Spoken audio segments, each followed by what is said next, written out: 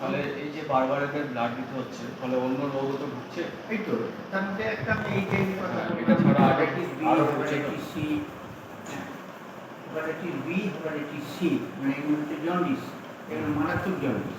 এগুলো সব মানে হেপাটাইটিস সি যদি আক্রান্ত হয় তাহলে অন্তত পক্ষে 1 লাখ টাকা খরচা হবে এই ট্রিটমেন্টটা, তবে 3 মাস ট্রিটমেন্ট, তবে ওটা ভালো হবে। কিন্তু এইচআইভি ভালো হবে না।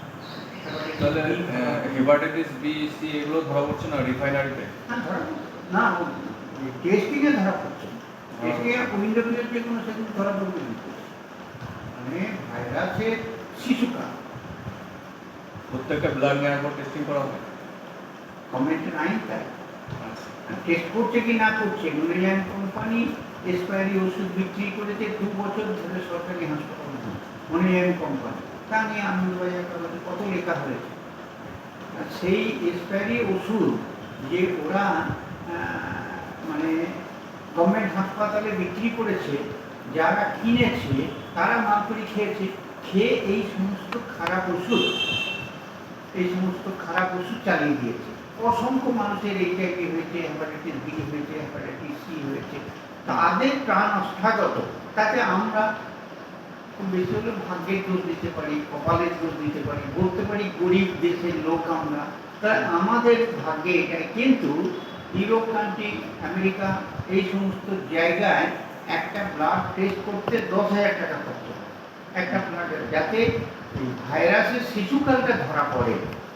ভাইরাসের যে শিশুকাল সেটা ধরা পড়ে, মানে কেউ এইচআইভি পজিটিভ হতে পারবে না, হেপাটাইটিস বি আক্রান্ত হতে পারবে না, হেপাটাইটিস সি আক্রান্ত হতে পারবে না। খুব উন্নত মানের ছাঁকনি দিয়ে, মানে আমরা যে চা খাই, যে দোকানে চা তৈরি হচ্ছে, ছাঁকনিতে ছাঁকা হচ্ছে, কাঁচের গ্লাসে পড়ছে, সেই চাটা আমরা খাচ্ছি। কিন্তু ছাঁকনিতে যে পুরোটা ধরা পড়ছে না, আমাদের জিভে কিন্তু ধরা পড়ছে। জিভে যখন ধরা পড়ছে আমরা ফেলে দিচ্ছি। এইরকম ভাব নিম্নমানের ছাঁকনি দিয়ে রক্ত পরীক্ষা হচ্ছে। যে রক্ত পরীক্ষার ছাঁকনি বলা হচ্ছে না, ওটাকে কিট বলা হচ্ছে। এই কিটটা বিদেশ থেকে আসে, ডলারের বিনিময়ে আনতে হয়, সেইটা কম দামে কিট কিনে আমাদের ভারতবর্ষের লোক চালিয়ে যাচ্ছে ধারাবাহিক। এর মধ্যে অসাধু লোক আছে যারা টাকার বিনিময়ে এক্সপায়ারি ওষুধগুলো চালিয়ে দিচ্ছে।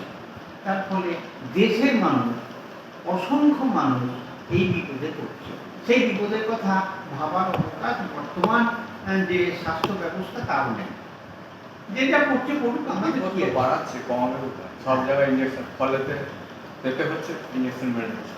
হ্যাঁ, সব কিছুতে মানে বিজনেস পলিসি, এটা বিজনেস পলিসি করে দেশের মানুষের জীবন যা হচ্ছে হোক, কিন্তু আমাদের ব্যবসা চলছে। তাহলে ব্লাডটা যখন যার শরীরে যাচ্ছে, তার শরীরে যদি এইচআইভি হয়, তাহলে যার কাছ থেকে নেওয়া হয়েছে তার তো এইচআইভি ডেভেলপ করছে, তারও তো আছে। তা কিন্তু ধরা পড়লো না যে কার শরীর থেকে এসেছে এইচআইভিটা, এটা তো ধরা পড়লো না।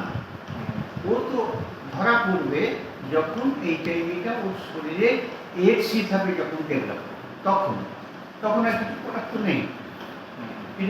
নেই, কিন্তু আছে তো কত অনেক মানুষের মধ্যে এইচআইভি, হেপাটাইটিস বি, এই সমস্ত মানে যারা ক্যারিয়ার, এরা কিন্তু আছে। এরা কিন্তু নর্মালি ঘুরে বেড়াচ্ছে আমাদের সঙ্গে, আমরা সেটা বুঝতে পারছি না, বোঝার কোনো অবকাশ নেই।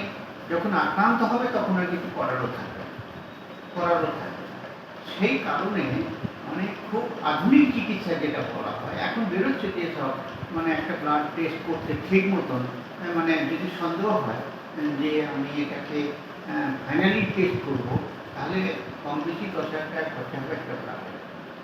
তাহলে আমাদের এখানে একটা লোক ব্লাড দান করে যে আমাদের প্রবৃত্তি হচ্ছে রক্তটা বিনা পয়সায় দিলে ভালো হয়, কিন্তু রক্ত বিনা পয়সায় ব্যবহার করা মানে সম্ভাবনায় উচিত না, কারণ রক্তটা সবসময় মানে খুব জটিল একটা সমস্যা বিরাজ করছে রক্তের মধ্যে।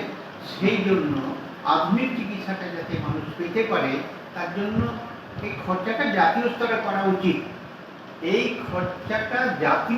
করা উচিত। কারণ এটা গভর্নমেন্টকে করতে হবে, তার দেশের নাগরিক, তার দেশের জনসাধারণের শিক্ষার জন্য যদি ব্যবস্থা করতে হয়, তাহলে তার দেশের জনসাধারণের শিক্ষার জন্য, স্বাস্থ্যের জন্য গভর্নমেন্টের ব্যবস্থা করতে হবে। এটা যদি গভর্নমেন্ট না করে তাহলে প্রজা কী করবে? প্রজা কী করবে? এই বিশাল অঙ্কের টাকা বহন করা, মানে খরচা বহন করা, এইটা জনসাধারণের পক্ষে সম্ভব হচ্ছে না। সেই কারণে